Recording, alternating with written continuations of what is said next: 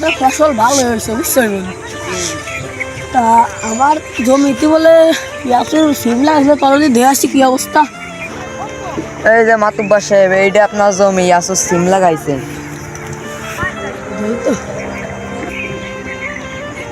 মাশাল্লাহ মাশাল্লাহ, এবার তো ইয়াসুর ভালো সিম ফলাইছে। তো ইয়াসুর দেখছো না? এ ইয়াসুর এদিকে আয়।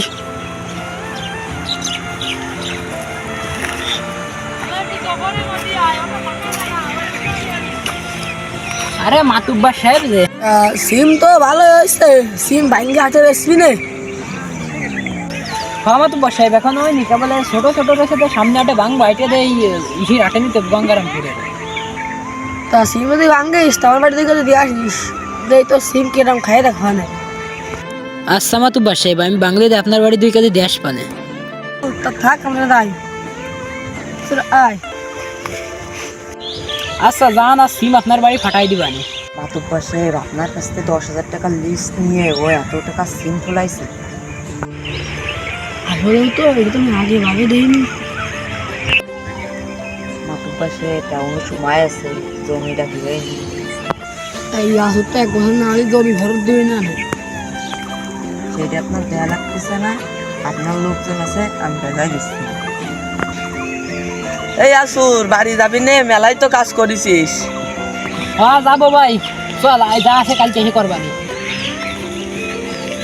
তাড়াতাড়ি আয়, আমার একটু বাজারে যা লাগবে। চল।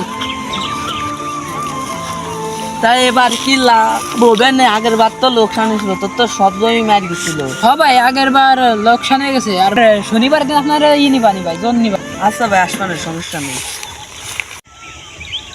মাতুব্বার সাহেব, বুঝ যাই আসুন না। হয় আসর তো আমার জল দি যাই ও আজ কথাটা শোনা মেলা আসতে যদি ও জমি না ধরে ওরে মায়ের একটা জমি খাওয়াবো। ঠিক বলেছেন মাতুব্বার সাহেব। আয়। এই আসুর রে, এদিকে আয়। আরে মাতুব্বার সাহেব যে কি করছেন? ওই জমিতে তোরা যাতে হবে না, মাতুব্বার সাহেব ওই জমি নিয়ে এনেছে। মাতুব্বারের সাথে তো আমার কথা ছিল ভাই যে 1 বছর আমার কাছে জমি থাকবে। আমি তো আপনার 10,000 টাকা লিস্ট নিছি ভাই। লিস্ট নিস বা যাই হরিস, ওই জমিতে তুই আর যাবি না।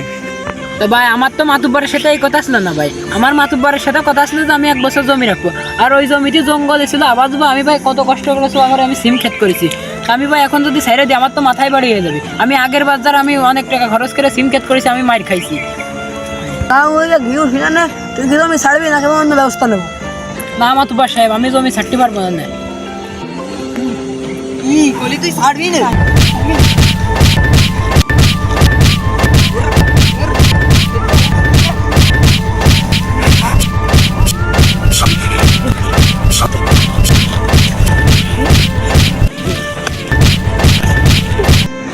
শালা তুই আমার মুখের উপরে স্তোধ করিস, তুই আমার জমি ছাড়বি না? খালি তুই ওর মা দেখ কেমন লাগে।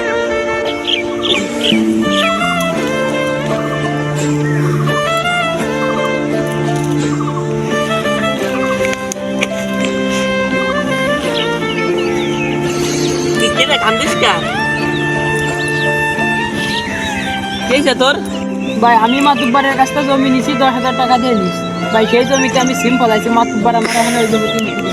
আর ভাই আমি বলেছিল মাতুব্বার আর মাতুব্বারের লোক আমার কি মারামারি ভাই। এখন আমি কি করবো ভাই? আমি তো ওই জমি এখন ছেড়ে দিলে আমার মাথায় বাড়িয়ে যাবে। আরে ভাই আমার